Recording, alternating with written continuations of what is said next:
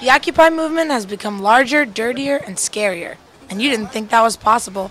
The members look a little rougher than they did a couple months ago, but they still believe that the revolution is within. The revolution is within. Hey, everybody out there, if you see Occupy Wall Street on the street, if you see it on the news, come out and see us. Come and talk. That's Eric Carter, the resident medic with Occupy DC. He is an EMT whose services are being used by the Occupy movement, yet he couldn't tell us who is funding him. However, he has used his skills to help out members of the crew.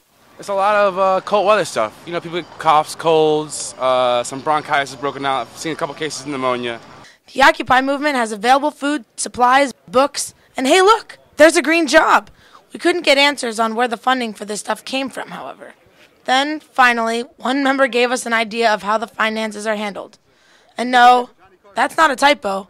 His name is Turtle. From my understanding, a lot of it is donated. Yeah, most of it is donated. I mean, they also take their funds and send proposals to the General Assembly to buy more supplies. Turtle was a student/waiter who joined the movement. He was also a part of the Occupy March from New York to D.C. and will be a part of the march from D.C. to Atlanta.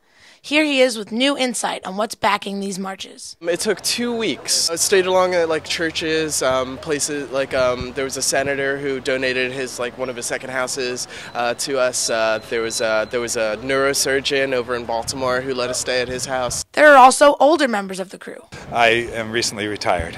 I'm on Social Security now. We got more of an idea about who is funding this. When I have the money, I put it in a box, and other people do that. And I saw a guy the other day in a business suit and coat and tie with about a dozen stacks of pizzas walk up and take them over the tent. While the scene struck us as a little sketchy, and we must admit, we didn't want to know what was going on in those tents, Mr. Butterworth saw it as a thing of beauty.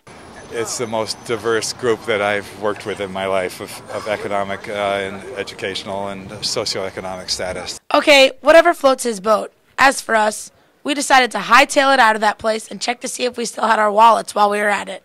Reporting from Washington, Rebecca DiFede.